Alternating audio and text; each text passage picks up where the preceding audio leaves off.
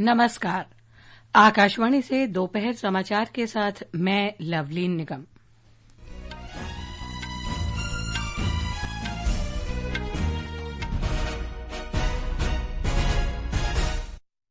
सर्वोच्च न्यायालय ने राष्ट्रीय राजधानी दिल्ली के आवारा कुत्तों को आश्रय स्थल भेजने के आदेश को चुनौती देने वाली याचिकाओं पर फैसला सुरक्षित रखा, अपने पहले आदेश पर रोक लगाने से इंकार।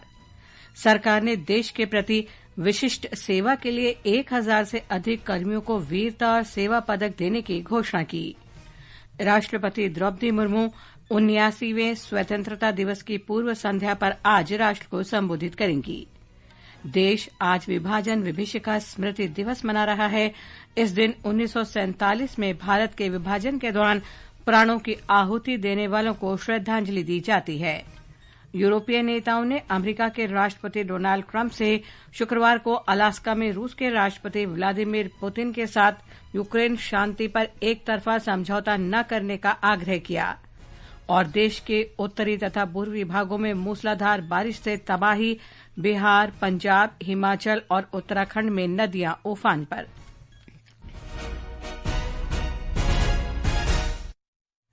अब समाचार विस्तार से। सर्वोच्च न्यायालय ने राष्ट्रीय राजधानी दिल्ली में आवारा कुत्तों को आश्रय स्थलों में भेजने के 2 न्यायाधीशों की खंडपीठ के 11 अगस्त के आदेश पर रोक लगाने की याचिका पर अपना आदेश सुरक्षित रखा है। न्यायमूर्ति विक्रमनाथ, न्यायमूर्ति संदीप मेहता और न्यायमूर्ति एनवी अंजारिया की पीठ ने याचिका पर सुनवाई की। 3 न्यायाधीशों की खंडपीठ ने नगर निगम अधिकारियों को जारी आदेश पर रोक नहीं लगाई है। न्यायमूर्ति जेबी पारदीवाला और न्यायमूर्ति आर महादेवन ने स्वतः संज्ञान लेते हुए सभी आवारा कुत्तों को सड़कों से हटाने और आश्रय स्थल में भेजने का आदेश दिया था। कुछ वकीलों ने मुख्य न्यायाधीश के सामने उल्लेख किया था कि आवारा कुत्तों के संबंध में दिया गया आदेश पहले के आदेशों के खिलाफ है जो अन्य खंडपीठों ने दिए थे। इसके बाद सर्वोच्च न्यायालय ने इस मामले पर सुनवाई की। देश कल 79वां स्वतंत्रता दिवस मनाएगा।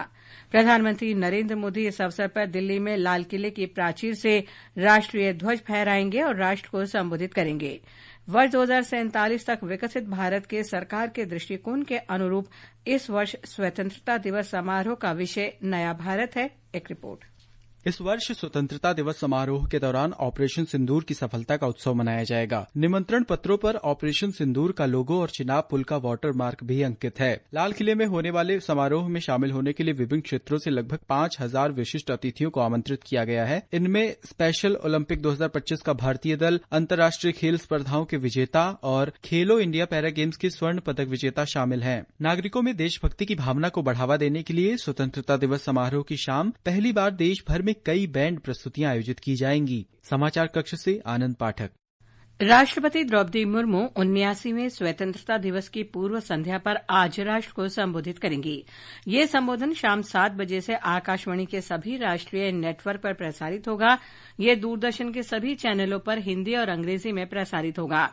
दूरदर्शन पर हिंदी और अंग्रेजी में संबोधन के प्रसारण के बाद दूरदर्शन के क्षेत्रीय चैनलों द्वारा क्षेत्रीय भाषाओं में भी इसका प्रसारण किया जाएगा। आकाशवाणी अपने संबंधित क्षेत्रीय नेटवर्क पर रात 9:30 बजे से क्षेत्रीय भाषाओं में इसका प्रसारण करेगा। जम्मू कश्मीर में हर घर तिरंगा अभियान के अंतर्गत राजौरी जिला प्रशासन ने कई तिरंगा रैलियों का आयोजन किया।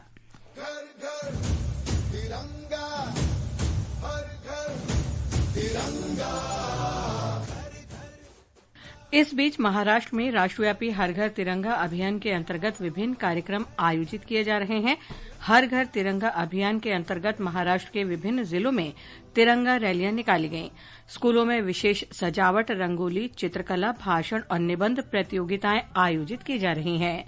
चंडीगढ़ में हर घर तिरंगा अभियान के तहत चंडीगढ़ प्रशासन के तत्वावधान में राज्य औद्योगिक और पर्यटन विकास निगम ने कल एक भव्य बोट रैली का आयोजन किया।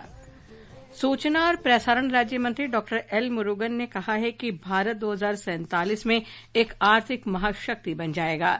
चेन्नई के अवाधी में राज्य भाजपा द्वारा आयोजित हर घर तिरंगा रैली को संबोधित करते हुए उन्होंने कहा कि प्रधानमंत्री नरेंद्र मोदी के नेतृत्व में सरकार बुनियादी ढांचे के विकास, अर्थव्यवस्था, शिक्षा और जरूरतमंदों को सशक्त बनाने के लिए ठोस कदम उठा रही है।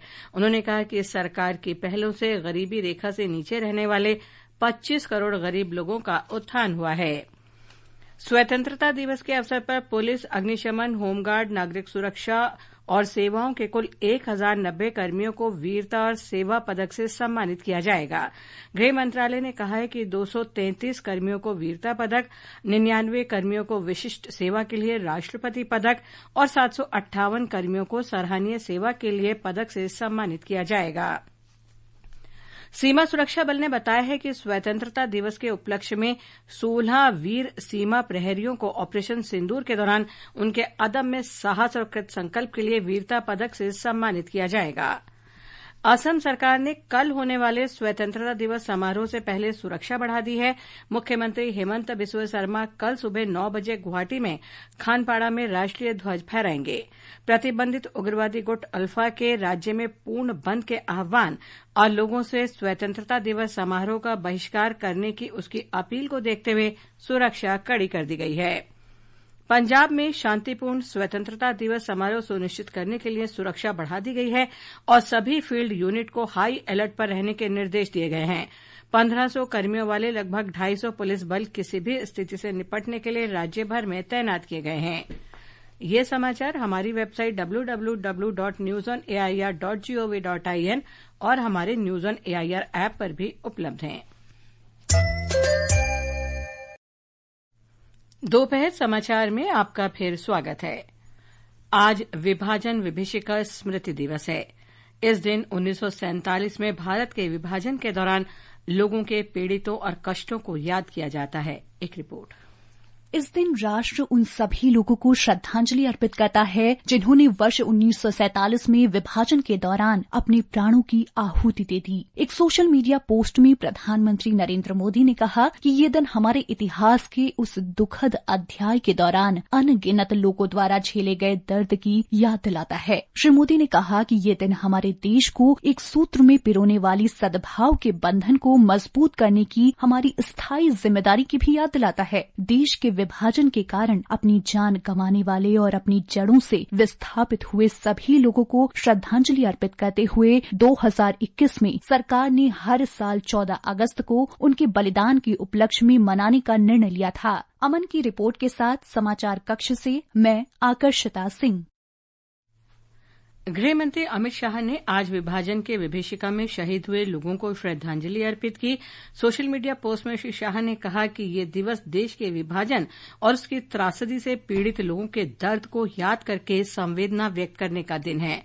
श्री शाह ने कहा कि आज ही के दिन कांग्रेस पार्टी ने देश के टुकड़े टुकड़े कर दिए थे और भारत माता के गौरव को ठेस पहुंचाई थी। इस अवसर पर राजधानी दिल्ली सहित देशभर में विभिन्न कार्यक्रम आयोजित किए जा रहे हैं।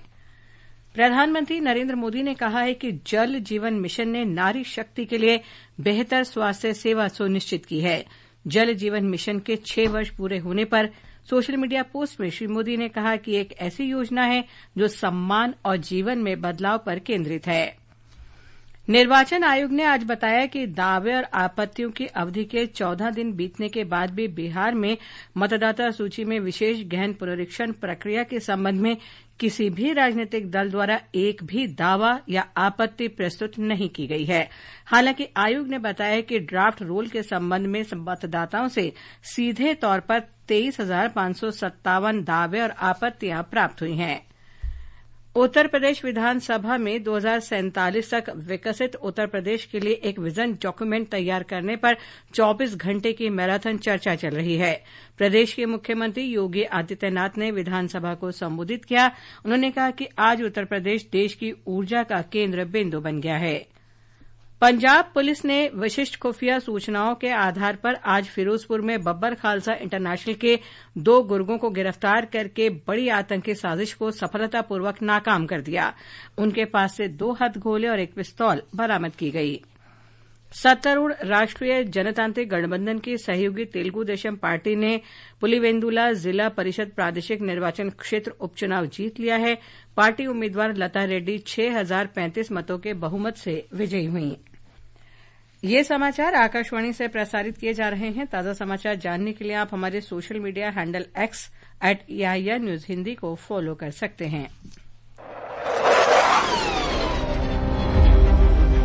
इस स्वतंत्रता दिवस पर आकाशवाणी ला रहा है भारतीय सेना के शौर्य और पराक्रम की अद्भुत मिसाल। ऑपरेशन सिंदूर पर विशेष प्रस्तुति। ऑपरेशन सिंदूर न्याय की अखंड प्रतिज्ञा है। सुनिए 100.1 मेगाहर्ट्ज आकाशवाणी FM गोल्ड पर 15 अगस्त की रात 9:30 बजे से। ये आकाशवाणी है। यूरोपीय नेताओं ने अमेरिका के राष्ट्रपति डोनाल्ड ट्रंप से आग्रह किया है कि वे शुक्रवार को अलास्का में रूस के राष्ट्रपति व्लादिमीर पुतिन के साथ यूक्रेन शांति पर एकतरफा समझौता न करें। श्री पुतिन द्वारा अपनी शर्तों पर संघर्ष विराम की आशंका के बीच जर्मनी के चांसलर फ्रेडरिक मर्ज की ओर से आयोजित वर्चुअल सम्मेलन में इस बारे में आगाह किया गया।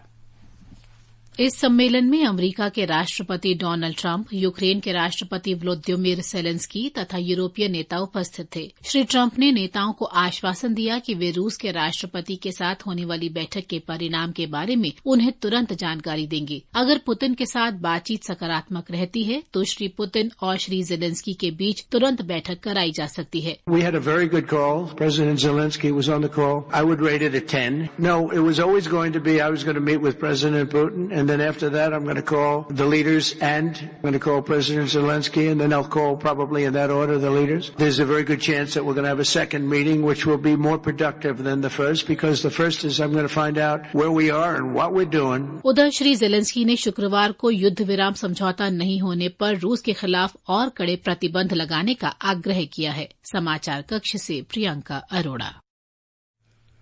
मौसम विभाग ने आज तेलंगाना, दिल्ली, हरियाणा, चंडीगढ़, तटीय आंध्र प्रदेश, ओडिशा, पंजाब, उत्तराखंड और जम्मू कश्मीर में अलग अलग स्थानों पर मूसलाधार वर्षा का अनुमान व्यक्त किया है। इस बीच दिल्ली एनसीआर क्षेत्र में सुबह से लगातार बारिश हो रही है। कई इलाकों में मूसलाधार बारिश के बाद जल भराव की सूचना मिली है। दिल्ली, नोएडा और गुरुग्राम में यातायात बाधित होने की भी खबर है। हिमाचल प्रदेश में मानसून का कहर लगातार जारी है।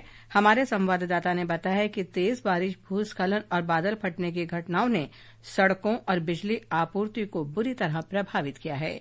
हिमाचल प्रदेश में पिछले 24 घंटों में शिमला, कुल्लू, किन्नौर और लाहौल स्पीति जिलों में बादल फटने व भूस्खलन की घटनाएं हुई हैं। कुल्लू जिला की बंजार घाटी में बादल फटने से कई मकान, पुल और 5 गाड़ियां बह गई हैं। तीर्थन घाटी और आसपास के गांवों को खाली करवाकर लोगों को सुरक्षित स्थानों पर भेज दिया गया है। राज्य सरकार ने भारी बारिश के चलते ऊना जिले में सभी शिक्षण संस्थान आज बंद रखने के आदेश दिए हैं। इसी तरह कुल्लू जिला के बंजार, मंडी के गोहर और शिमला के जुब्बल उपमंडल में भी सभी शिक्षण संस्थानों में आज अवकाश घोषित किया गया है। रितेश कपूर, आकाशवाणी समाचार, शिमला।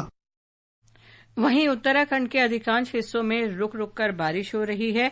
बिहार के मुख्यमंत्री नीतीश कुमार ने आज राज्य के बाढ़ प्रभावित इलाकों का हवाई सर्वेक्षण किया। राष्ट्रपति द्रौपदी मुर्मू आज राष्ट्रपति भवन में अमृत उद्यान के ग्रीष्मकालीन वार्षिक संस्करण का उद्घाटन करेंगी। अमृत उद्यान शनिवार से 14 सितंबर तक सुबह 10 बजे से शाम 6 बजे तक आम जनता के लिए खुला रहेगा। अंत में मुख्य समाचार एक बार फिर। सर्वोच्च न्यायालय ने राष्ट्रीय राजधानी दिल्ली के आवारा कुत्तों को आश्रय स्थल भेजने के आदेश को चुनौती देने वाली याचिकाओं पर फैसला सुरक्षित रखा। अपने पहले के आदेश पर रोक लगाने से इंकार। सरकार ने देश के प्रति विशिष्ट सेवा के लिए 1000 से अधिक कर्मियों को वीरता और सेवा पदक देने की घोषणा की। राष्ट्रपति द्रौपदी मुर्मू 79वें स्वतंत्रता दिवस की पूर्व संध्या पर आज राष्ट्र को संबोधित करेंगी। देश आज विभाजन विभीषिका स्मृति दिवस मना रहा है।